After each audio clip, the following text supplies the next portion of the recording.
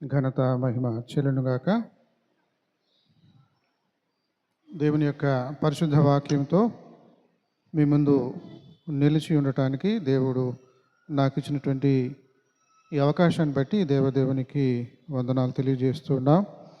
అదేవిధంగా కూడి వచ్చినటువంటి మీ అందరికీ కూడా ప్రభు పేరిట శుభాలు తెలియజేస్తూ ఉన్నాను.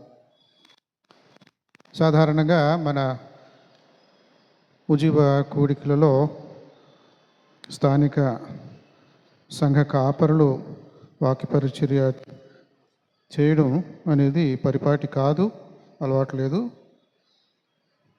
అయినప్పటికీ దేవుని యొక్క ఏర్పాటు అన్నట్లుగా మరి ఒక పూట ఒక ప్రసంగము నేను చేసే విధంగా ఈ కార్యక్రమము అమరి ఉన్నది. చదవబడినటువంటి 3 పాఠ్య భాగాలు ప్రసంగికులు సాధారణంగా కొంతమంది వారు చెప్పేటువంటి వాక్య సందేశానికి వారే ఒక వచనమో 2 వచనాలు చదివేసి ప్రసంగం చేస్తూ ఉంటారు. కొంతమంది మరి ఏదో ఒక పాఠ్య భాగాన్ని తీసుకొని చదివిస్తారు. మరి మనకు 3 పాఠ్య భాగాలు చదవడం పరిపాటి కనుక ఇక్కడ కూడా ఇప్పుడు కూడా అది ఆచరణలో పెట్టుకుంటే బాగున్నది అన్నట్లుగా తలంపు వచ్చింది. ఆ విధంగా మనం 3 పాఠ్య భాగాలు చదువుకున్నాం. ఆదాము గురించి మనం ఆలోచించి చూసినట్లయితే లూకాసు వార్తలో ఒక విశేషమైనటువంటి మాట యేసు ప్రభుని యొక్క వంశవృక్షాన్ని తెలియజేస్తూ లూకాసు వార్తికుడు చెప్పినటువంటి వివరము మనకు ఆసక్తికరంగా ఉంటుంది. లూకాసు వార్త 3వ అధ్యాయంలో 23వ వచనం, యేసు బోధింప మొదలుపెట్టినప్పుడు ఆయన దాదాపు 30 ఏండ్ల ఈడు గలవాడు. ఆయన యోసేపు కుమారుడని ఎంచబడెను. శారీరకంగా యోసేపు కుమారుడు కాడు, యోసేపు కుమారుడని ఎంచబడిన అంటే కొడుకు, యోసేపు యొక్క కొడుకు అని. ఎవరికి కొడుకు, ఎవరికి కొడుకు? యోసేపు హేలీకి కొడుకు, హేలీ మత్తతకు కొడుకు. అలాగా ఎవరికి కొడుకు? తాత ముత్తాతలు అలా వెనక్కి వెళ్ళిపోయి చివరికి ఏం చేస్తాడంటే చివరి వచనంలో ఈ అధ్యాయంలో 38వ వచనంలో ఏముందో చూడండి. కెయినాను ఎనోషుకు, ఎనోషు షేతుకు, షేతు ఆదాముకు, ఆదాము దేవునికి కుమారుడు. ఆదాముకి తండ్రి లేడు అనుకుంటున్నాం మనం సాధారణంగా కదా.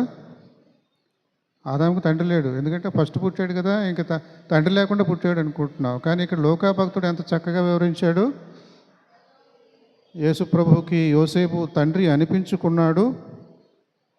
అలాగా ఆ యోసేపు యొక్క తండ్రి ఎవరు, అతని తండ్రి ఎవరు, అతని తండ్రి ఎవరు, అలా వెనక్కి వెళితే చివరికి మొదటి మానవుడు ఆదాముకు తండ్రి ఎవరు? సృష్టికర్తయే, దేవుడే తండ్రిగా ఉన్నాడు. మరి ఈ రకమైనటువంటి ఆధిక్యత దక్కించుకున్నాడా అని అంటే దక్కించుకోలే. ఏమైందంటే దేవుని సంక్షేమ పథకం, ఈ రోజుల్లో సంక్షేమ పథకాలు ఎక్కువగా మనం వింటూ ఉంటాం తరచుగా. ప్రభుత్వ సంక్షేమ పథకాలు అంటే నిర్భాగ్యులైనటువంటి వాళ్ళకి, మరి గతి లేనిటువంటి వారికి, స్థితి లేనిటువంటి వారికి, అవసరతలో ఉన్నటువంటి వారికి ప్రభుత్వం ఏర్పాటు చేసేటువంటి సంక్షేమము. వాళ్ళు కూడా క్షేమంగా ఉండాలి, వారు కూడా తృప్తిగా ఉండాలి అన్నట్లుగా కలిమిలో ఉన్నటువంటి వారి గురించి కాదు, కానీ లేమిలో ఉన్నటువంటి వారు కూడా అన్నీ కలిగి ఉండాలి, వాళ్ళ కనీస అవసరాలన్నీ కూడా తీరాలి అని చెప్పేసి సంక్షేమ పథకాలు చేస్తారు. దేవుడు సంక్షేమ పథకాన్ని చేశాడు మానవుల కోసం, ప్రభుత్వం కాదు. అసలు సృష్టికర్తయే సంక్షేమ పథకాన్ని, ప్రణాళికను ఏర్పాటు చేశాడు. ఏర్పాటు చేసి సంక్షేమ పథకంగా ఏమిస్తున్నాడు? నవా, లేకపోతే సూపర్, అంతే కదా. మన మానవ బతుకులో, మన రాష్ట్రంలో చలామణి అయ్యే మాటలు నవాబ్ ఒకటి, సూపర్ ఒకటి. సరే, దేవుడు ఒకటే ఒకటి ఇచ్చాడు. సూపర్ కాదు, నవా కాదు, ఒకటే ఒకటి ఇచ్చాడు. ఏమిటి ఆ సంక్షేమ పథకంలో ఒకటే ఒకటి? ఈ భూమి అంతా నీదే, ఈ భూగోళం అంతా కూడా నీదే, అనుభవించు అని చెప్పేసి ఏదైనా తోటలో చక్కగా ఇవన్నీ అనుభవించు, భూమి మీద ఎక్కడెక్కడ లేనివన్నీ కూడా ఇక్కడ ఏదైనా తోటలో ఉంటాయి అని ఏదైనా తోటలో పెడితే ఆధిపత్య పోరు. నేనే సీట్లో కూర్చోవాలా, నేనే ఎమ్మెల్యే, నేనే మంత్రి, నేనే క్యాబినెట్, నేనే ముఖ్యమంత్రి, నేనే ప్రధాని, ఈ రకంగా ఆధిపత్య పోరు. సంక్షేమ పథకం, సంక్షేమ ప్రణాళికకు మానవుని యొక్క ప్రతిస్పందన ఎలా ఉందంటే ఆధిపత్య దురాశ. ఆధిపత్య దురాశ. దేవుడికి నేనేమైనా దాసుడినా? దేవుడికి నేనేమైనా తక్కువడినా? సైతానుడు వచ్చి కెలికేశాడు, మన మనసును, మన ఆలోచనలు కెలికేశాడు. చక్కగా పాలులాగా పవిత్రంగా ఉండేటువంటి మనల్ని ఏం చేశాడు? విరిచేశాడు, పాలు విరగొట్టేశాడు. తిన్నగా ఆలోచించడం చేత కావట్లేదు. దేవుడితో నువ్వు సమానం అయిపోతావేమోనని దేవుడు నీకు ఆంక్షలు విధించాడు. షరతులు వర్తిస్తాయి, అనుభవించు, ఏదైనా తోటను అనుభవించు, జల్సాగా ఉండు, షరతులు వర్తిస్తాయి అని ఎందుకు పెట్టాడు అనుకుంటున్నారు? మీరు కూడా దేవుడితో సమానంగా అయిపోతారని. కాబట్టి ఈ నిజాన్ని తెలుసుకోండి, ఇది నిజమా అని మొదలుపెట్టి ఇదే నిజం అని అబద్ధాన్ని ప్రచారం చేస్తూ ఉన్నాడు. మానవుడు దీనికి లోనైపోయాడు. లిస్టు ప్రకారంగా ఆదాము దేవుడికి కొడుకు అనిపించుకునే యోగ్యత పోగొట్టుకున్నాడు. ఈ యోగ్యత పోగొట్టుకున్నందుకు దేవుడు తన సృష్టి ప్రణాళికలో తాను తండ్రిగా పిలిపించుకోవడానికి, కొడుకుగా పిలిపించుకోవడానికి తిరిగి కొడుకుగా పుట్టాడు. అదే దేవుడు, అదే తండ్రిగా ఉన్నటువంటి దేవుడు కొడుకుగా పుట్టాడు. జనితైక కుమారుడు. దేవుడికి ఒకే ఒక కొడుకున్నాడు, కన్న కొడుకు యేసుక్రీస్తు. మానవ ఆలోచనల ప్రకారంగా ఈ రకంగా దేవుడిని ఆలోచించాలి. దేవుడు ఒకడే. మరి వీడెవడు? తను ఆధిపత్య పోరుతో, ఆధిపత్యపు దురాశతో మరి కొడుకును అనిపించుకోవడానికి వీలు లేకుండా మరి దురదృష్టాన్ని కలిగి ఉన్నటువంటి ఈ ఆదాము మరి ఏమైపోయాడు? వెలివేతకు గురయ్యాడు. వెలివేతకు గురయ్యాడు. నీకు ఇక మీదట ఈ ఏదైనా తోటలో ఉండటానికి అవకాశం లేదు అని చెప్పేసి దేవుడు వెలివేసేసాడు. వెలివేతకు గురైనటువంటి ఈ మనిషికి గుణపాఠం నేర్పాలి, బుద్ధి నేర్చుకోవాలి, దేవుడికి మనిషికి ఉన్న తేడా తెలుసుకోవాలి, అంగీకరించాలి. చాలామంది ఈ విషయంలో పొరపాటు పడుతూ ఉంటారు. ఎవరు అనంటే హేతువాదులు, దేవుడు లేనిటువంటి చెప్పేటువంటి వారు, లేకపోతే మానవతావాదులని దేవుడికి ఏమి చోటు ఇవ్వనక్కర్లేదు, దేవుడు అనవసరం, మనిషి ముఖ్యము అనేటువంటి మానవతావాదులు దేవుణ్ణి పక్కన పెడతారు. ఒక 200 సంవత్సరాల క్రితం సుమారుగా కమ్యూనిజం అనేటువంటిది బయలుదేరింది ప్రపంచం అంతటా. కమ్యూనిస్టు పార్టీగా ఏర్పడింది. తర్వాత అదొక ఉద్యమం, అదొక ఆలోచన. మనమంతా కలిసి ఉండాలి, మనుషులంతా కలిసి ఉండాలి, యజమానుడు పనివాడు అనేటువంటి తేడా ఉండకూడదు. ఫ్యాక్టరీలో పనిచేసేవాడు పనివాడిగా ఉంటాడు, ఫ్యాక్టరీకి యజమాని ఉంటాడు. వాడు సంపాదిస్తాడు, వీళ్ళేమో ఉత్పత్తి చేసేటువంటి పని వాళ్ళుగా, కూలి వాళ్ళుగా ఉంటారు. ఎవరికి లాభం? యజమానికే లాభం. అలా కాదు, కూలివాడికి కూడా లాభం ఉండాలి. యజమానికి కూలీకి తేడా ఉండకూడదు.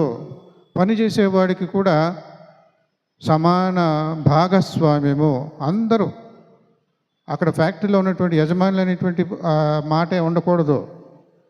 ఫ్యాక్టరీలో ఉన్నటువంటి వాళ్ళందరూ కూడా యజమానులే. ఈ రకమైనటువంటి ఆలోచనలు వాళ్ళకున్నటువంటి అక్కడ ఉన్నటువంటి పరిస్థితులను బట్టి ప్రారంభమయ్యి మెల్లగా దేనికి దారితీసినాయి అంటే దేవుని పక్కన పెట్టేసేయండి. దేవుడి గురించి అస్తమానం ఆలోచించి మీరు ప్రజలను మోసం చేస్తున్నారు. దేవుడి పేరు చెప్పి సాటి మనిషిని మోసం చేసేటువంటి ఇది వాస్తవము. ఎన్ని తరాల్లో చూసినా కూడా, ఎప్పుడు చూసినా కూడా ఇదే వాస్తవం. దేవుడి పేరు చెప్పి తోటి మనిషిని దోచుకోవడమే ఇది మోసం చేయటమే అనేటువంటివి పరిపాటి అయిపోయింది.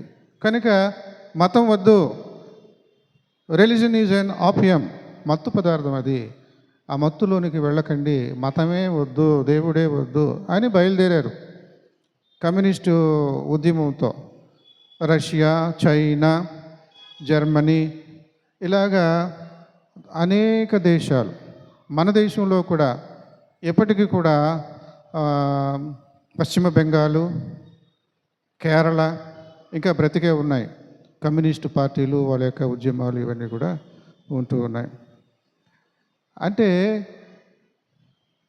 నేను దేవుడితో సమానం. అసలు దేవుడు అనేవాడు నా నెత్తి మీద కూర్చోవడం ఏంటి? వాడేమైనా యజమానా? ఎవరినో కనపడని వాడిని పట్టుకొని నా యజమాని, నేను వాడికి కూలివాడిని అని అంటున్నారు. యోబు భక్తుడు చాలా బాధపడుతున్నాడు. చూడండి, యోబు గ్రంథంలో 14వ అధ్యాయంలో ఎలా బాధపడుతున్నాడో ఒకసారి చూడండి.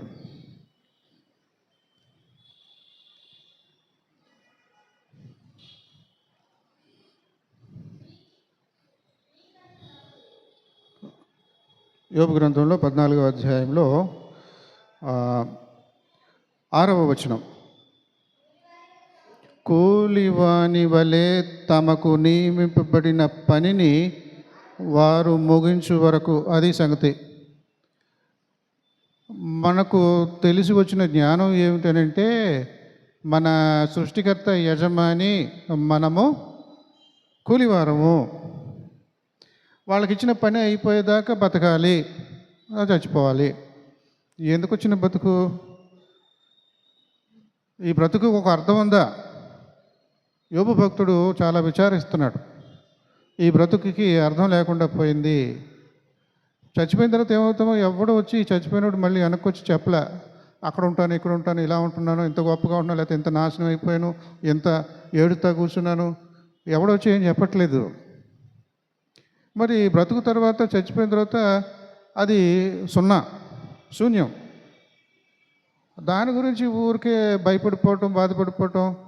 సరే, బతికున్నటువంటి మనకేమైనా సుఖం ఉందా అంటే, మన బ్రతుకు ఎలా ఉందంటే కూలివాళ్ళలాగా పని చేసుకొని, జీతం కోసం పని చేసుకొని, ఏదో నోటికి తిండి దొరుకుతుందా లేదా, కడుపు నిండుతుందా లేదా, ఆకలి తీరుతుందా లేదా బ్రతుకులాగా ఉంటుంది. కానీ దేవుడు అనే ఊసు వచ్చినప్పుడు తప్పకుండా యజమాని అనేటువంటి ఆలోచన ఉండాలి. మరి చిన్నతనంలో రాజమండ్రిలోనే ఆ రోజుల్లో క్రొత్తగా ఎస్పీ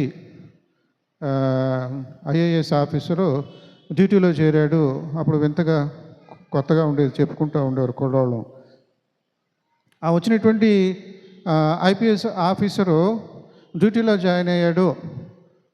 బాగుంది.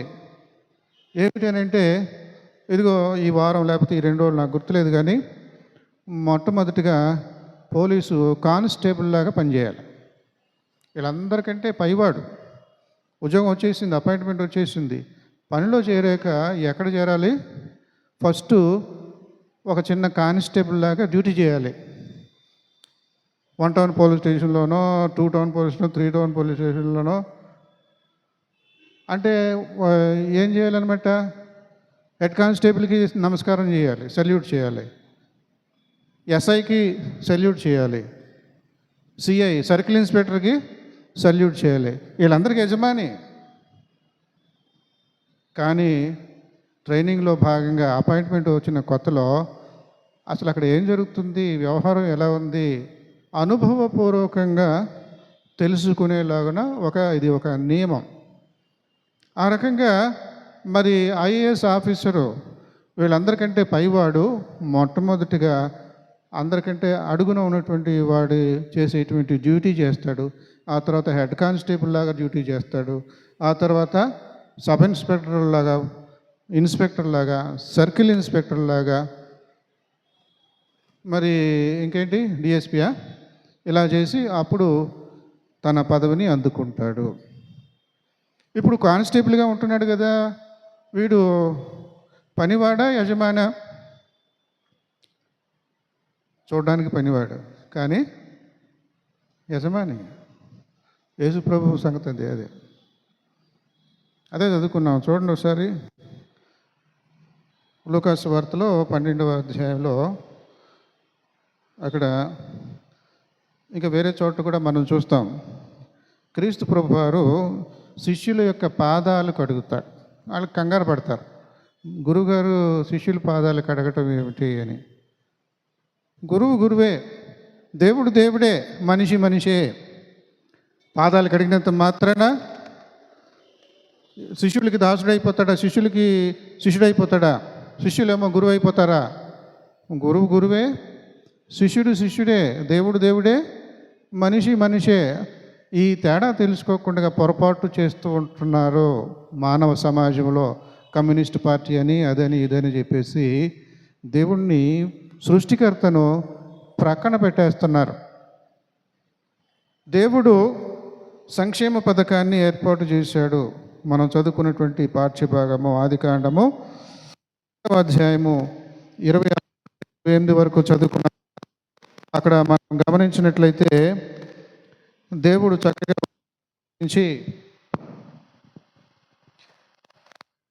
దేవుడు వారిని ఆశీర్వదించిన ఎట్లనగా, మీరు ఫలించి అభివృద్ధి పొంది విస్తరించి భూమిని నిండించి దాన్ని లోబరుచుకొనుడి. ఇదంతా మీదే, మీ స్వాస్థ్యము, స్వతంత్రించుకోండి అని చెప్పేసి దేవుడు వారికి స్వేచ్ఛ స్వాతంత్రాన్ని ఇస్తే, ఆ స్వేచ్ఛ స్వాతంత్రాన్ని దుర్వినియోగం చేసుకున్నారు, సద్వినియోగం చేసుకోలే.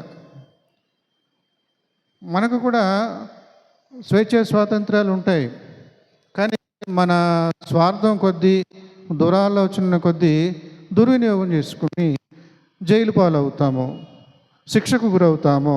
ఇక్కడ వీళ్ళు కూడా అంతే, శిక్షకు గురయ్యారు, శాపానికి గురయ్యారు. ఏమిటిది? పాపము, మరణము అనేటువంటి వాటిని అనుభవించేటువంటి స్థితికి వాళ్ళు దిగజారవలసినటువంటి పరిస్థితి ఏర్పడింది.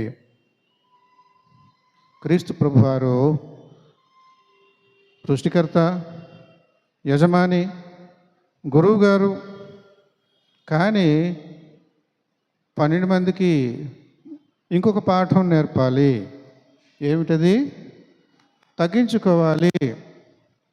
కానీ నేను మనిషిని, నాకు కమ్యూనిజం ఆలోచనలే ఉన్నాయి, దేవుడు అనేటువంటి వాడు నాకు అక్కర్లేదు అనే రీతిగా ఆలోచించటము మరి అది ఆరోగ్యవంతమైనటువంటి విషయం కాదు.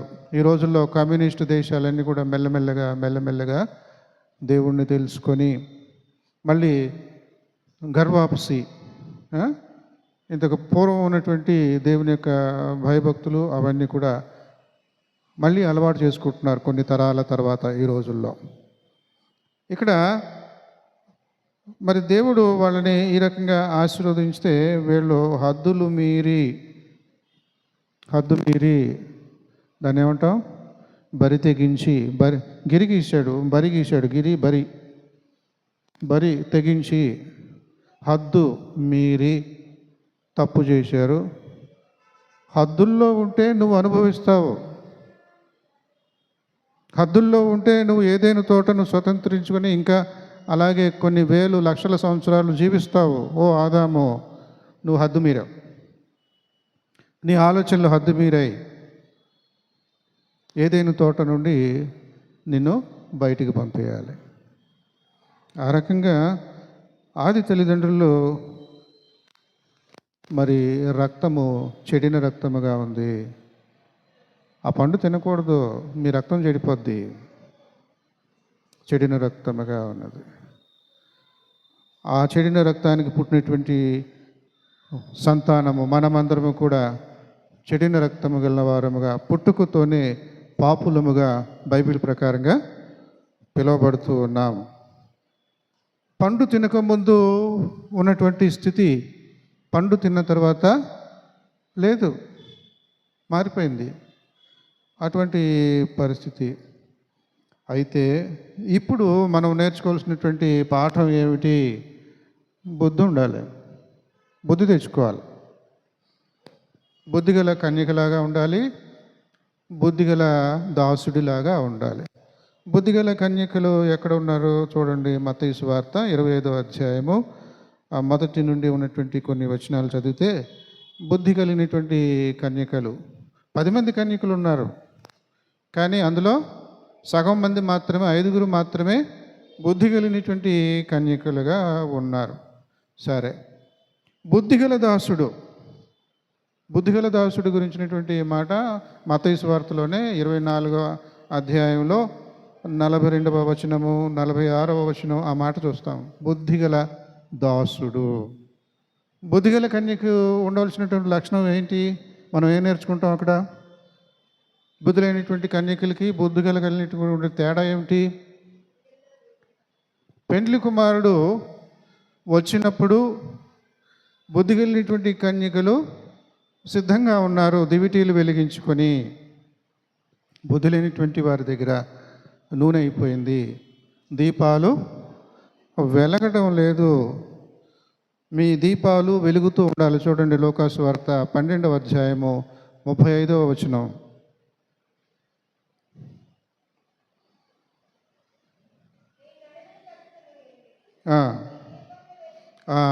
నడుము కట్టుకోవాలి, దీపాలు వెలుగుతూ ఉండనివ్వాలి.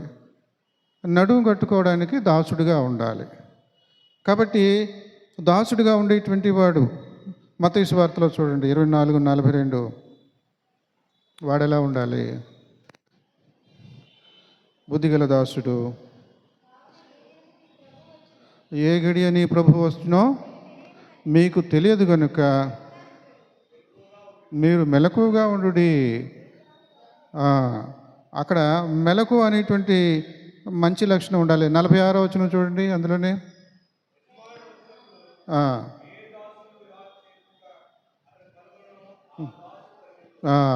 కాబట్టి బుద్ధి కలిగినటువంటి దాసుడు, బుద్ధి కలిగినటువంటి కన్యక, వీళ్ళు ధన్యులు.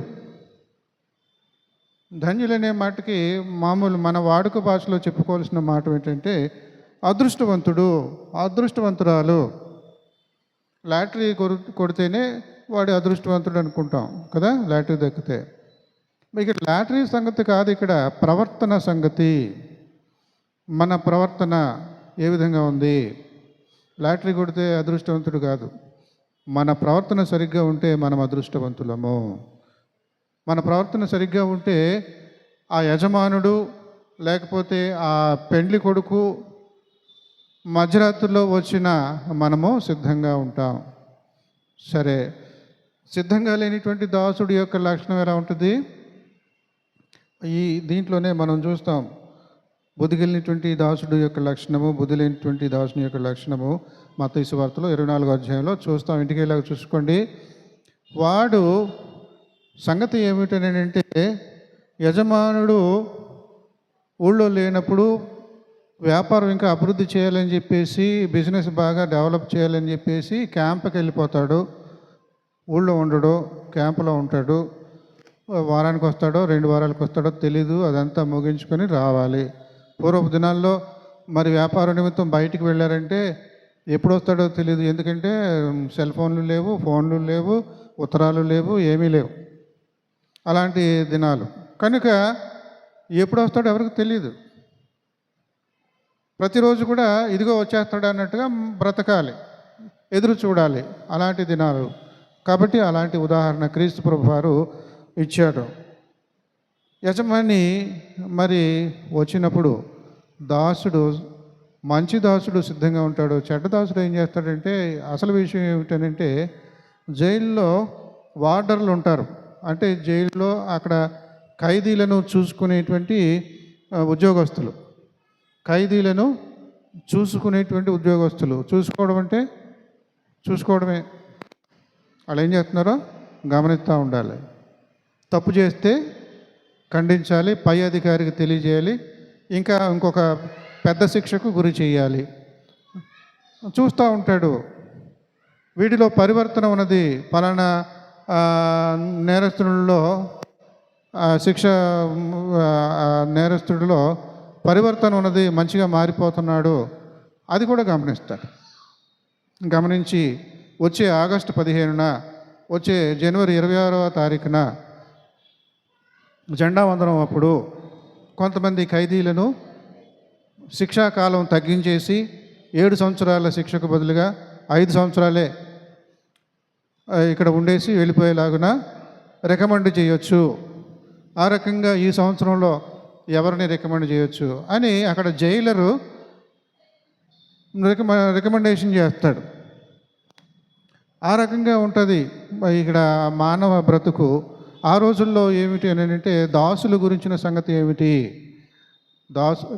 ఆ రకంగా చూసినప్పుడు ఈ మంచి ప్రవర్తన కలిగినటువంటి వాళ్ళని జైలు అధికారులు ఏం చేస్తారంటే, ఇదిగో ఈ 10 మందిని నీకు అప్పగిస్తున్నాను, లేకపోతే ఈ 25 మందిని నీకు అప్పగిస్తున్నాను అని చెప్పేసి ఒక మంచివాడికి లీడర్గా పెడతారు. వాడు కూడా శిక్ష అనుభవిస్తున్నాడు, వాడే లీడర్గా ఉన్నవాడు కూడా.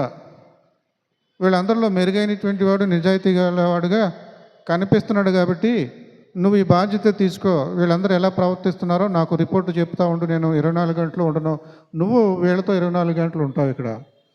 కాబట్టి వీళ్ళందరినీ గమనించుకుంటా ఉండు, పలానా వాడు తప్పు చేస్తున్నాడంటే చెప్పు, పలానా వాడు చాలా చక్కగా ఉంటున్నాడంటే చెప్పు, ఇవన్నీ నాకు చెప్తూ ఉండాలని లీడర్ని పెడతారు.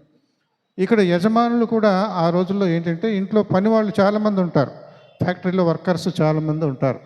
ఆ రకంగా వర్కర్స్లో చాలామంది ఉన్నప్పుడు, పనివాళ్ళు చాలామంది ఉన్నప్పుడు, వాళ్ళలో మెరుగైనటువంటి వాడు, నిజాయితీ అయినటువంటి వాడికి బాధ్యత అప్పచెప్పినట్లుగా అప్పగిస్తే వాడు ఏం చేయాలి, యజమాని దగ్గర మంచివాడు అనిపించుకోవడానికి నాటకాలు చేస్తారు కొంతమంది కదా. యజమాని దగ్గర చక్కగా యజమాని ఇచ్చేటువంటి ఆ బెనిఫిట్లు నన్ను లీడర్గా చేసేస్తారు, అలా ఎలాగనంటే దానికి తగ్గట్టుగా ప్రవర్తిస్తారు, నాటకాలు. అలాంటి వాళ్ళు మరి చెడ్డ దాసులు. వాళ్ళు యజమాని వెళ్ళిపోయిన తర్వాత వీళ్ళని నానా యాతనలు పెడుతూ ఉంటారు, లంచాలు తీసుకుంటారు. ఇదిగో నీ ఉద్యోగం తీపించేస్తాను, నీకు వచ్చే 4 డబ్బుల్లో 2 డబ్బులు నాకు ఇచ్చేయి, లేకపోతే నీ గురించి రిపోర్ట్ చేస్తాను, నీకు ఉన్న ఉద్యోగం కూడా ఊడిపోద్ది. ఇంకా కొంతమంది ఇంకా అమాయకులు ఉంటే పొద్దున్న సాయంత్రం బాధుడు బెత్తం తీసుకొని అది తీసుకొని మొత్తానికి ఈ రకంగా చేయి చేసుకుంటారు చెడ్డదాసులు. యజమాని లేడు కదా, చూడలేదు కదా అని చెప్పేసి రకరకాలుగా మరి వేషాలు వేస్తారు. సడన్గా వస్తాడు యజమాని, సడన్గా వస్తాడు. ఎవడు అలాంటి వాడో తెలిసిపోద్ది. అప్పుడు ఒరే వీళ్ళందరూ, వాడు కూడా నీతో పనివాడే, నువ్వు కూడా పనివాడివే, నీకేమి ఆధిక్యత ఉంది, నేను నీకు అవకాశం ఇచ్చాను, వీళ్ళ మీద లీడర్గా ఉండు, వాళ్ళు ఏం చేస్తున్నారు ఏంటో అజమాయిషి చెయ్యి, రిపోర్ట్ చెయ్యి, అంతవరకే. అంతేగాని వాళ్ళని నువ్వు కంట్రోల్ చేసేయటం, వాళ్ళని నువ్వు ఉద్యోగాల నుంచి తీసేస్తానని బెదిరించటము, అది ఇది కూడదు. కాబట్టి దేవుడు ఈ భూమి అంతా నీదని ఇచ్చేసాను నీకు,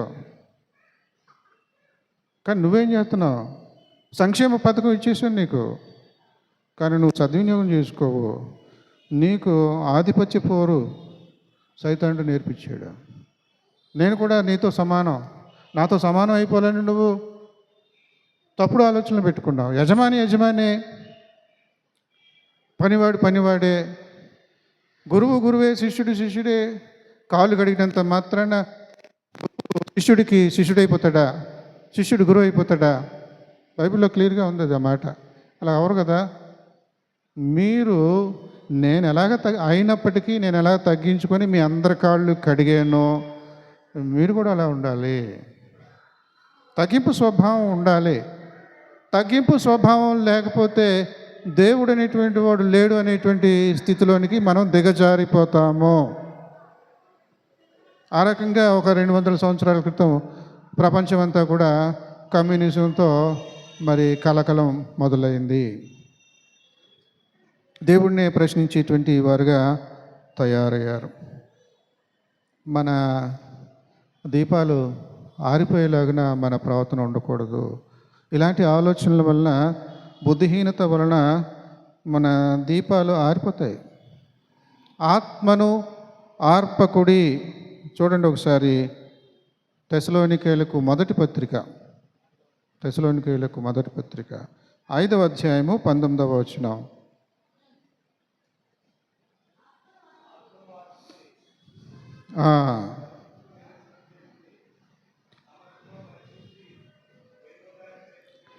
చాలు. ఆత్మను ఆర్పకుడి. దేవుడు మనకు ఆత్మనిచ్చాడు, దీపాన్ని ఇచ్చాడు. దాన్ని వెలగనివ్వాలి, ఆ వెలుగుతూ ఉండాలి. దాన్ని కాస్త మంచం కింద కొంచెం కింద పెట్టకూడదు. నలుగురికి వెలుతురు ఇచ్చేలాగున, నీ వెలుతురు నలుగురికి తెలిసి వచ్చేలాగున నువ్వు దీపస్తంభం మీద ఉండాలి. ఆ రకంగా కాకుండా మనము మరి మన దీపాన్ని ఎందుకు పనికిరాని దానిలాగా చేసుకునేటువంటి ప్రమాదంగా ఉంది. ఇంకా మనం చూసినట్లయితే యజమాని ఎప్పుడు వస్తాడో తెలీదు. దీపం ఉండగా ఇల్లు చక్కబెట్టుకోవాలి. దీపం ఉండగా అంటే అర్థం ఏంటి? పగలు ఉండగా, వెలుతురు ఉండగా ఇల్లు చక్కబెట్టుకోవాలి. చీకట్లో చక్కబెట్టుకోగలమా? మాట అలా పెట్టారు, దీపం ఉండగా. దీపం అంటే చీకట్లో పెట్టుకునేదే దీపము అంటే సూర్యుడు అనుకోవాలి ఇక్కడ. సూర్యుడు పగలు ఉండగా ఇల్లు చక్కబెట్టుకోండి. ఆ రకంగా ఉండకుండా అశ్రద్ధతో బుద్ధులేని కన్యకల్లాగా మన దీపాలు ఆరిపోయేలాగా, విశ్వాసం అనేటువంటి చమురు, విశ్వాసం అనేటువంటి నూనె లేకుండా చాలా సన్నగిల్లిపోయినటువంటి విశ్వాసముతో, తరిగిపోయినటువంటి విశ్వాసముతో, పనికిరానిటువంటి విశ్వాసముతో యేసుక్రీస్తు ప్రభువారు యజమానుడు, పెండ్లి కుమారుడు వచ్చిన సమయంలో దీపాలు వెలగడానికి నూనె లేనిటువంటి పరిస్థితిలో మనము ఉండిపోయేటువంటి ప్రమాదం ఉన్నది సుమా. మన విశ్వాసపు స్థితి ఏ విధంగా ఉంది? మనం ఎప్పటికప్పుడు ఆలోచించాలి. సమన్స్ అంటూ ఉంటారు ఇంగ్లీష్లో. అంటే ఈ రోజుల్లో ఇంకొక విషయంలో కూడా ప్రోటోకాల్ అంటూ ఉంటారు ఇంగ్లీష్లో. చదువులేని వాళ్ళు కూడా ఈ మాట చక్కగా వాడేస్తున్నారు. ఆ యొక్క సందర్భాన్ని బట్టి ఆ రకంగా ఇంగ్లీష్ మాటలైనా కానీ మనకి అలవాటు అయిపోతూ ఉంటాయి. ప్రోటోకాల్ అధికారికమైనటువంటి నియమ నిబంధనలో కోర్టు వారు పలానా 18వ తారీఖు రావాలి, కనబడాలి, లేకపోతే తప్పు చేసిన వాళ్ళు అవుతున్నారు. ప్రోటోకాల్. నేను వస్తున్నాను అని చెప్పాడు యజమాని. ఏది ఇంకా రావట్లేదే? 2000 సంవత్సరాలు అయిపోయింది, ఇంకా రావట్లేదే? ప్రోటోకాల్. ఏది? సంగీత కళాకారులు లేకుండా పోయారు. వస్తానన్న రాజు రాకమానునా, తెస్తానన్న ప్రాణం తేకమానునా. వస్తానన్న రాజు రాకమానునా, తెస్తానన్న బహుమానం తేకమానునా. వస్తానన్నాడు. చాలు చాలు. కాబట్టి వస్తానన్నాడు కదా, రావట్లేదు. 2000 సంవత్సరాలు అయిపోయింది. చాలా బుద్ధి లేని ఆలోచన అది. తెలివి తక్కువ ఆలోచన. పోయిన ఆదివారం చెప్పాను కదా, Jesus coming is our becoming. మన పోకడయే యేసుని రాకడ. ఆలోచనతో ఉండాలి. మనం వెళ్ళగలుగుతూ ఉన్నామా? తలుపు తీయడానికి తలుపు పక్కనే ఉన్నామా? తడతా ఉన్నాడు, వినిపించుకునే స్థితిలో కూడా లేము, చెవిటివారం అయిపోతూ ఉన్నాము. ఆయన పాపం హృదయమనెడు తలుపు నొద్ద యేసునాథుడు నిలిచి సదయుడగుచు తట్టుచుండు సకల విధం. ఎన్ని రకాలుగా తలుపు తడుతున్నాడు, ఎన్ని కాలింగ్ బెల్స్ ఎన్ని కొడుతున్నా కూడా. కాలింగ్ బెల్ పెట్టినోడు నువ్వే, వినబడుతుంది తీవు. ఒకసారి అలా చేస్తాం కదా, ఒకసారి బద్ధకం. అక్కడ బెల్ల కొట్టినోళ్ళు మళ్ళీ ఇంకోసారి కొట్టించుకునేలాగా, మళ్ళీ ఇంకోసారి కొట్టించుకునేలాగా. లేకపోతే పలానావాడు వచ్చేస్తున్నాడు అని ముందే మనకు తెలిసిపోతే ఆడే ఇప్పుడు కొట్టాడు, బెల్ల కొట్టాడు, వీడికి తీయకూడదు తలుపు. అలా చేస్తూ ఉంటాం సందర్భాలను బట్టి. మరి దేవదేవుడు సృష్టికర్త యజమాని బెల్ల కొడుతున్నాడు, కాలింగ్ బెల్ల కొడుతున్నాడు, తలుపు తీయడం లేదు. వెలుతురుగా ఉన్నటువంటి దేవుడు తన వెలుతురును నీలోనికి చొప్పించాలి అని ఆశపడుతూ తలుపు తడుతుంటే, నువ్వు తలుపు మూసుకొని చీకటిలో, గదంతా చీకటే, నీకు వెలుతురు రావాలంటే లోపల బల్బులు దీపాలు లేవు, ఆరిపోయినాయి. వెలుగుచుండనీయుడి మీ దీపమును వెలుగుచుండనీయుడి. అయిపోయింది, చమురు అయిపోయింది, నూనె అయిపోయింది, వెలగట్లేదు. కొన్ని తలుపున తీయాలి కదా, బయటంతా వెలుతురే. యేసుప్రభు వారు వెలుగైనటువంటి వాడు, దేవుడు అనేటువంటి మాటకు అర్థం ఏంటి? దివ్ అంటే దివిటి అనమాట, దీపము. దీపము అనేటువంటి ఆ మాట నుండి వచ్చిందే దేవుడు. అంటే వెలుగుగా ఉన్నటువంటి వాడు తలుపు తడుతూ ఉన్నాడు. చీకటిగా ఉన్నటువంటి నీ గదిని తీయడం మానేస్తున్నావు. ఎంతసేపు నిలబెడతావు? ఎంతసేపు నిలబెట్టి ఆయన్ని ఏడిపిస్తావు అని చక్కగా భక్తులు మనకు మరి జ్ఞానోపదేశాన్ని తట్టి మనకు వివరం తెలియజేస్తూ ఉంటున్నాడు. దేవుడు మీరు సంతోషంగా ఉండండి అబ్బాయిలు అని చెప్పేసి ఆదాము హవ్వలను ఆశీర్వదించాడు. మీరు ఫలించి అభివృద్ధి చెంది విస్తరించి భూమిని నుంచి దాన్ని లోపరుచుకోండి అంటే ఏం చేశారు? వీళ్ళు తప్పు చేసి భూమిని చంపించేలా చేశారు. అవునా కదా? కనుక మనం చదువుకున్నటువంటి పాఠ్యభాగం ఇది రోమాపత్రిక 8వ అధ్యాయం. ఒకసారి చూడండి ఏమైంది అక్కడ. రోమాపత్రిక 8వ అధ్యాయము 18 నుండి 25 వరకు చదవండి అమ్మా.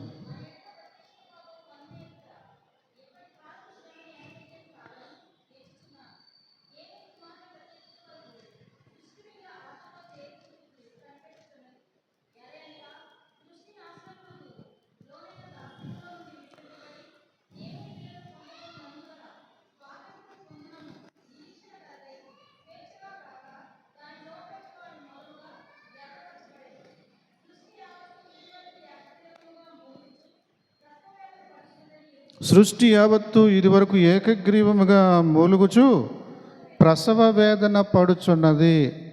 మన వలన సృష్టికి గతి ఏం గతి అయింది? సృష్టిని బాధ పెడుతున్నాం మనం మన ప్రవర్తనతో. దేవుని సృష్టి బాధపడడానికి కారకులు మనమే. సృష్టి యావత్తు ఇదివరకు ఏకగ్రీవముగా మూలుగుచు ప్రసవ వేదన పడుచున్నది. ఆదాము హవ్వలు మీకేం చెప్పాను? మీరు ఫలించి అభివృద్ధి చెంది విస్తరించి భూమిని నిండించి దాన్ని లోపరుచుకుని నేను చెబితే మీరు నా మాట వినకుండా నేను మీకు సంక్షేమ పథకాన్ని, సంక్షేమ ప్రణాళికను ఏర్పాటు చేస్తే మీరు ఆధిపత్యపు పోరుతో దురాశతో తప్పు చేసి వెలివేయబడి ఏదైనా తోటకు బయట ఉన్నటువంటి ప్రాంతాన్ని మీరు చేరుకొని అక్కడ కాయకష్టం చేసి మీరు భోంచేస్తున్నారు. మీ వలన ఈ రోజుల్లో మరి ముఖ్యంగా అన్నీ కల్తీయే, అన్నీ మోసపూరితమైనటువంటి విషయాలే. నీళ్లు తాగాలంటే భయము, బియ్యం కొనుక్కోవాలంటే భయము, పప్పులు కొనుక్కోవాలంటే సేంద్రియ కూరగాయలు అంటే మందులేమి వేయకుండా పండించినటువంటి పంట, సేంద్రియ పంట. మందులేమి వేయకుండా ఉన్నామని అమ్ముతారు. ఎవడు చూసి వచ్చాడు అది అని అమ్మేస్తారు, ఇంకా ఎక్కువ రేటు పెడతారు. కానీ ఈ రకంగా మన దేశాన్ని, అందుకనే ఒకసారి చెప్పాను మీకు, జైలు వంకాయలు, చిన్నప్పుడు ఒక 40 ఏళ్ల క్రితం జైలు వంకాయలని ఎంత పెద్ద పెద్ద వంకాయలు అమ్ముతూ ఉండేవారు. ఏమిటనంటే కమ్యూనిస్ట్ అని చెప్పాను కదా, రష్యా వాళ్ళు చాలా చురుగ్గా ఉండేవాళ్ళు ఆ రోజుల్లో. వాళ్ళు కనిపెట్టారు ఏంటి, హైబ్రిడ్ అనమాట. ఎంత వంకాయని ఎంత వంకాయగా ఎలా చేయాలి, 6 నెలల పాటు పండేటువంటి పంటని 3 నెలల్లో పండేలాగా ఎలా చేయాలి, ఇలాంటి తెలివితేటలు. భూమి అదే, నీళ్ళు అయ్యే, దాన్ని ఇంత చేసేవంటే దానికి అర్థం ఏంటి? అదంతా మోసం అన్నమాట. ఇదే యథార్థం, దాన్ని ఎంతగా చూపిస్తున్నాం. 6 నెలలు పండవలసిన దాన్ని 3 నెలలు పండేలా చేసేస్తున్నాం. నాటుకోడి చక్కగా సంవత్సరం తర్వాత అది పెరిగిన తర్వాత తినాలి. నువ్వు కోళ్ళ ఫామ్ పెట్టి 3 నెలలకే ఇంత పెద్దదానిగా పెంచేసి తినేసి నువ్వు కూడా ఇలా అయిపోతున్నావు. కోడి మాంసం తినకండి అమ్మా. మనం చేతులారా సృష్టి ఏమంటుంది, ఇక్కడ మూలుగుతూ ఉందండి. సృష్టి మూలుగుతుంది మనం చేసిన పాడు పనికి. దాంట్లోంచి మనం పాఠం నేర్చుకోవాలని రోమా పత్రికకారుడు చక్కగా రోమీలకు చెప్తూ ఉన్నాడు పౌలు. సృష్టి యావత్తు ఇది వరకు ఏకగ్రీవంగా మూలుగుచు ప్రసవ వేదన పడుచుతుందని ఎదుగుదము. అంతేకాదు ఆత్మ యొక్క ప్రథమ ఫలములను పొందిన మనము కూడా దత్తపుత్రత్వము కొరకు, అనగా మన దేహం యొక్క విమోచన కొరకు కనిపెట్టుచు మనలో మనము మూలుగుచున్నాము. మనకదే గతి, కారణం మనమే. అసలు ఆదామవులను చక్కగా ఉండండిరా బాబు అని భూమిని అంతా కూడా నీకే ఇచ్చేసాను, స్వతంత్రించుకోండి, ఏలండి భూమిని అంటే నీ దురాలోచనల వలన, పాపపు ఆలోచనల వలన, ఆధిపత్యపు పోరులాగా ఆధిపత్యపు దురాశ వలన దాన్ని శాపానికి గురి చేసావు, భూమిని శపించేశాను. నువ్వు చెమటోర్చి పని చేస్తేనే కానీ నీకు భూఫలములు దక్కవు అన్నట్లుగా నీ పరిస్థితి మారిపోయింది. ఇప్పుడు చక్కగా కొడుకా అనంటే ఏంటి డాడీ అని ఏదైనా తోటలో అప్పటిదాకా ఉన్నాడు. కూతురా ఏంటి డాడీ అంటే అవ్వ ఆ రకంగా స్థితిలో ఉంది. ఇప్పుడు ఎక్కడ లేరు. నువ్వు నా కొడుకు కాదు, నువ్వు కూతురు కాదు, పని ఏదైనా తోటలో పైకి పంపించాడు. వీళ్ళు ఎవరెప్పుడు అనాథలు, తండ్రి లేనిటువంటి వారు. అప్పుడు మరి ఏమవ్వాలి? అనాథుల్ని, అనాథాశ్రమంలో కొంతమంది పిల్లలు లేనిటువంటి దంపతులు ఒకసారి ఏం చేస్తారు, పోనీ కనీసం అనాథాశ్రమంలో ఉన్నటువంటి అనాథ పిల్లలను చేరదీస్తే దేవుడు సంతోషిస్తాడు, వాళ్ళన్న దత్తత తీసుకోవాలని 190 మంది సాధారణంగా అనాథాశ్రమాల వైపు చూస్తారు. ఇప్పుడు మన గతి ఎలా ఉంది? ఇక్కడ పౌలు భక్తుడు తెలియజేస్తూ ఉన్నాడు, ఆత్మ యొక్క ప్రథమ ఫలములు నొందిన మనము కూడా దత్తపుత్రత్వము కొరకు మనలో మనము మూలుగుచున్నాము. అది మన గతి. ప్రోటోకాల్ ఏంటి, సంగతి ఏమిటి, గతి ఏమిటి? తెలుగులో ప్రోటోకాల్ని సంగతి అని పిలుచుకోవచ్చు. సంగతి ఏమిటి? దేవుడు ఇదిగో ఇది చేయమన్నాడు, ఇలా ఉండమన్నాడు, ఆ మధ్యలో ఉన్నటువంటి ఆ పలానా చెట్టు యొక్క పండు తినొద్దు అన్నాడు. ప్రోటోకాల్. తినేసావు, తప్పు చేసావు, చేయొద్దన్న పని చేసావు, అనుభవిస్తున్నావు. ఏమిటి? డాడీ అని పిలవటానికి ఇప్పుడు నీకు అర్హత లేదు. వెళ్ళిపోయావు. డాడీని మించినోడిని అయిపోతాను అనుకున్నావు. నా ఆస్తి నాకు ఇచ్చేయన్నావు, దూరదేశానికి వెళ్ళిపోయావు, వ్యాపారం చేసేసావు. ఏం చేసావు? మొత్తం అంతా పాడు చేసి పడేసావు. నీకు చేత కాదు, నీ తండ్రిలాగా నువ్వు ఉండలేవు, నీ సృష్టికర్త నీ దేవుడిలాగా నువ్వు ఉండగలవా? నేను దేవుడితో సమానం. సైతాన్ని పెట్టినటువంటి చిచ్చు. మన పరిధి ఏమిటో, మనం ఏ హద్దుల్లో ఉండాలో అక్కడే ఉండాలి. యజమాని యజమానే, దాసుడు దాసుడే.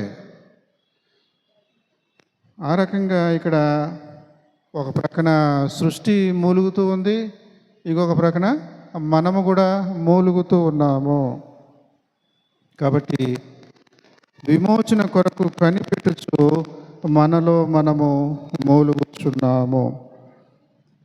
అయితే పౌలు భక్తుడు ఇంకొక మాట చెప్పాడు, ఇప్పటి నుండి క్రీస్తునందు విశ్వాసం ఉంచినటువంటి వారికి స్వాతంత్రం ఉంది. యూదుడని, గ్రీసు దేశస్థుడని, స్త్రీ అని, పురుషుడని, దాసుడని, యజమానుడని తేడా లేదు.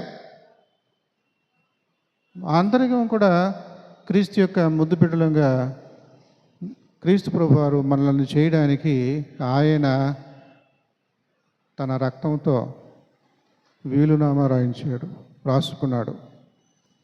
శిలువ మీద కార్చినటువంటి ఆ రక్తముతో వీలునామా రాయించుకున్నాడు. క్రొత్త నిబంధన అనేటువంటి మాట గ్రీక్ భాషలో సున్తెకే అంటారనమాట. పాత నిబంధనని డయాతెకే అంటారు. డయాతెకే అంటే ఇద్దరి మధ్యన జరిగినటువంటి దౌత్య ఒప్పందము. ప్రోటోకాల్ దౌత్య ఒప్పందంతో ఉంటాయి సాధారణంగా, ఇద్దరికి మధ్య జరిగినటువంటి అగ్రిమెంట్ లాగా ఉంటాయి. అది పాత నిబంధన. క్రొత్త నిబంధన ఒరిజినల్ గ్రీక్ భాషలో క్రొత్త నిబంధనని ఏమని పిలుస్తారు అంటే వీలునామా అని పిలుస్తారు. వీలునామా ఇద్దరి మధ్య జరిగేది కాదు. ఆస్తి గలవాడు తనకిష్టం వచ్చిన వాళ్ళకి రాసేస్తాడు. ఎవడి పేరు మీద రాశాడో వాడికి కూడా తెలియదు. రతన్ టాటా ఎవరెవరికి ఆస్తి రాశాడో తెలియదు. ఆ లాయరు ముందుకొచ్చి ఇదిగో రిజిస్ట్రేషన్ చేయించాడు, ఫలానా వాళ్ళకి తన ఆస్తి ఇంత వాటా, ఇంత ఎవరికి ఇంత వాటా, వీళ్ళకి ఇంత వాటా, ఇలా రాసి ఇచ్చాడు వీలునామా.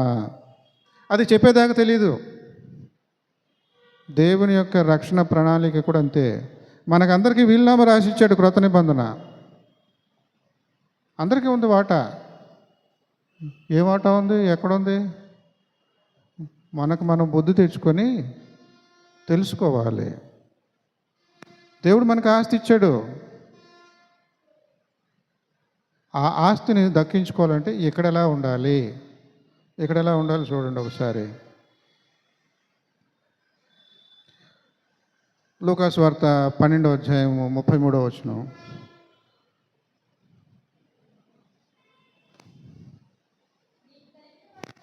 మీకు కలిగిన వాటిని అమ్మి చాలు. ధర్మం చేయడం అంటే ఇప్పుడు సాధారణంగా ఏం చేస్తాం, ఉన్న దాంట్లోంచి ఇస్తాం. ఉన్నదాన్ని అమ్మేసుకొని ఇస్తావా? ఏమా ఉన్నదాన్ని అమ్మేసుకొని ఇస్తావా? దేవునికి కృతజ్ఞతతో 10వ వంతు చెల్లించాలి. ధర్మశాస్త్రం పాత నిబంధన డయాతెకే. క్రొత్త నిబంధనలో ఉన్నటువంటి మనకు ఎలాంటి లక్షణం ఉండాలి? నీకు 2 అంగీలు ఉన్నాయా? ఆడికి అవతలోడికి లేవు, ఒకటి ఇచ్చేసేయి అంటే 10వ వంతు కాదు అది.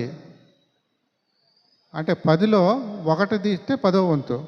10లో 5 ఇచ్చేసేయి, 5 నీ దగ్గర పెట్టుకో, సగానికి సగం. ఆ రకమైనటువంటి మనస్సు మనకు ఉండాలని దేవుని యొక్క వాక్యం తెలియజేస్తున్నది. అదే లూకాసు వార్తలో, ఈ లూకాసు వార్తికుడి గురించి ప్రత్యేకంగా ఒక క్లాస్ తీసుకోవచ్చు.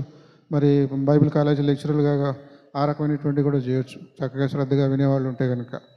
ఇదే లూకాసు వార్తలో 11వ అధ్యాయం 41వ వచనం చూడండి.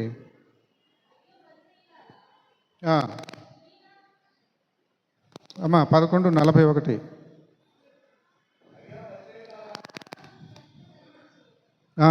ఏంటది? అమ్మి ధర్మం చేసేయండి. ఇక్కడ కూడా అదే రకమైనటువంటి మాట. ఉన్నదాన్ని అమ్మేసుకోవాలి. ధర్మం చేయాలంటే ఉన్నదాన్ని తీసి ఉన్నదాంట్లో వచ్చుకోవచ్చు తీయడం కాదు, అమ్మేసుకోవాలి. లేకుండా చేసుకోవాలి. అవతల వాడికి ఇవ్వాలి అంటే మనకున్నది అనుకుంటున్నాం కదా, అది లేకుండా చేసుకోవాలి. మనకున్న దాంట్లో ఒకటి సర్లే అన్నట్టుగా ఉన్నది లేకుండా చేసుకోవాలి. 2 అంగీలు ఉన్నాయి, ఒకటి లేకుండా చేసుకోవాలి. అలాంటి మంచి ఆలోచనలతో ఉన్నటువంటి వాడే బుద్ధి కలిగినటువంటి దాసుడు, తెలివైనటువంటి బుద్ధి కలిగినటువంటి కన్యక. ఇలాగ ఉంటేనే దేవుని యొక్క నిత్యరాజ్యమునకు మనం వారసులం అవుతాము. దేవుడు మనలను దత్తత తీసుకుంటాడు, మనం ఆయన బిడ్డలంగా ఉంటాము. ఇదిగో దేవుని నివాసము మనుష్యుల మధ్య ఉన్నది. ఇప్పటిదాకా ఎలా ఉన్నది? దేవుడు ఎక్కడో ఉన్నాడు, మనిషి ఎక్కడో ఉన్నాడు. కానీ క్రీస్తు ప్రభు యొక్క 2వ రాకడ తర్వాత దేవుని నివాసము మనుష్యుల మధ్య ఉన్నది. దేవుడికి మనిషికి వ్యత్యాసం ఉండదు, ఒకటిగానే ఉంటాం, ఒకచోటే ఉంటాము. అది దక్కించుకోవాలి అని అంటే మన పరిధి ఏమై ఉన్నది? దేవుడు మనకిచ్చినటువంటి ఈ సంక్షేమ పథకాన్ని ఎలాగా మనము అనుభవిస్తూ ఉన్నాము? దురాశతో అనుభవిస్తున్నామా? యజమాని నాకెవడు యజమాని లేడని రీతిలో ప్రవర్తిస్తున్నామా? దేవుడు నాకు అక్కర్లేదు అనేటువంటి రీతిలో మనం ఆలోచిస్తున్నామా? ఇవన్నీ కూడా మనలను నాశనం పాలు చేసేటువంటి విధంగా ఉంటాయి. ఆ రకంగా కాకుండా బుద్ధి కలిగినటువంటి వాళ్ళముగా, బుద్ధి తెచ్చుకున్నటువంటి తప్పిపోయిన కుమారుడిలాగా తిరిగి తండ్రి దగ్గరికి చేరుకోవాలి. తండ్రి దగ్గరికి చేరుకున్నటువంటి ఈ తప్పిపోయిన కుమారుడు బయలుదేరేటప్పుడు అనుకున్నాడు, నీ దాసుల్లో ఒక దాసుడుగా ఉంటాను కూడా నేను పనికిరాను, అలాగని చెప్పి నీ దాసుల్లో ఒకటిగా నన్ను చేర్చుకో, ఏదో ఆ పని ఈ పని చేసుకొని నువ్వు ఇచ్చే కూలి డబ్బులు తీసుకొని బతికేస్తాను అని చెబుదాం అనుకుంటాడు. నీ దాసుల్లో దాసునిగా చేర్చుకో. అప్పుడు ఏమని పిలవాలి? యజమాన్, యజమాని, మాలిక్, మాలిక్ అని పిలవాలా? కానీ అక్కడ తండ్రి దగ్గరికి వెళ్ళాక అలవాటు లేని మాట ఎలా మాట్లాడతాడు? డాడీ అనే పిలిచాడు. ఆదాము ఎన్ని సంవత్సరాలైనా, ఎన్ని యుగాలైనా కూడా డాడీ అనే పిలుస్తాడు. 2వ ఆదాముకు పుట్టినటువంటి వారముగా మనం ఉండబోతున్నాము. మొదటి ఆదాము మరణాన్ని తీసుకొని వస్తే 2వ ఆదాము పునరుద్ధానాన్ని తీసుకొని వచ్చాడు, జీవాన్ని తీసుకొని వచ్చాడు. కాబట్టి 2వ ఆదాముకు పుట్టినటువంటి సంతానముగా మనము ఉంటున్నాము. కనుక ఈ మంచి వార్తను తెలియనటువంటి వారికి తెలియజేసేటువంటి బాధ్యత ఈ ఉజ్జీవ కూడికల ద్వారా దేవుడు మనకు అందజేస్తున్నాడు. దేవుడి కొద్ది మాటలు దీవించునుగాక.